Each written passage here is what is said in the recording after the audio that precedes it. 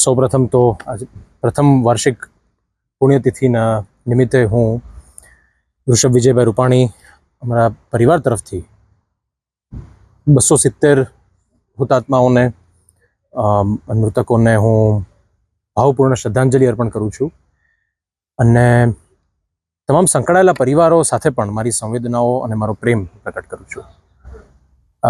1 વર્ષ પૂર્ણ થયું છે. સમયને પસાર થતાં વાર નથી લાગતી. સમય સૌથી ઝડપી પ્રવાહી છે. પણ આજે પણ એક પિતાની જે હૂંફ છે, એક છત્રછાયા છે, એ જ્યારે તમારા પરથી જતી રહે ત્યારે જે તાપ તમને લાગે છે એ ખૂબ આકરો હોય છે.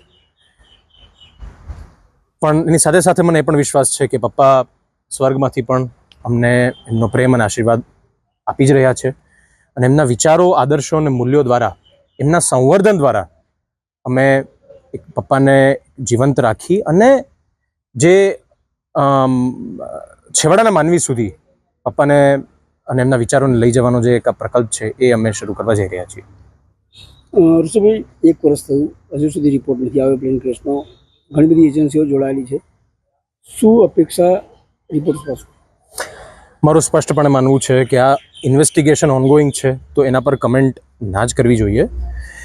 પરંતુ હું એટલું કહીશ કે તપાસ એજન્સીઓ, DGCA, ministry of civil aviation, Bharat સરકારની તમામ એજન્સીઓને આપણે સપોર્ટ કરવો જોઈએ અને અમારા પરિવાર તરફથી અમને સંપૂર્ણ શ્રદ્ધા છે કે આ ઇન્વેસ્ટિગેશનનું પરિણામ આવશે અને આ બધી એજન્સીઓ જે પોતાનું કામ સરસ રીતે બખૂબી કરી રહી છે તો આપણે એમને સપોર્ટ કરીએ. ઋષભભાઈ, અત્યારે જે ઘટના બની ત્યાં નવી બિલ્ડિંગનું નિર્માણ થઈ રહ્યું છે. શું એ બિલ્ડિંગ બનવી જોઈએ આપણી દ્રષ્ટિએ? અગેન, સરકારના કોઈ નિર્ણય સામે મારે કમેન્ટ નથી. સરકારના નિર્ણય સામે મારી કોઈ કમેન્ટ નથી. પરંતુ પપ્પાને પણ એ જ રાજી થાય કે જો વિકાસના કામો થાય અને એ બાળકો સારી જગ્યાએ ભણે, સારી જગ્યાએ રહે, એમને સારી સુવિધાઓ ઉપલબ્ધ થાય તો પપ્પાને એમાં જ ખુશી હોય. પરંતુ હજી હજી વિચારાધીન છે એટલે એના પર કોઈની પણ કમેન્ટ કરવી કે કોઈની પણ કમેન્ટ લેવી એ અસ્થાને છે. બીજેપીનો રાજકીય વારસો શું આગળ વધારશો? ભાઈ, રાજકીય વારસો એ પહેલાં તો એની સાથે હું સહેમત જ નથી. મારે રાજકીય વારસો વિજયભાઈ સંગઠનના માણસ હતા. વિજયભાઈ એટલે પાર્ટી, વિજયભાઈ એટલે અનુશાસન, વિજયભાઈ એટલે સંગઠન.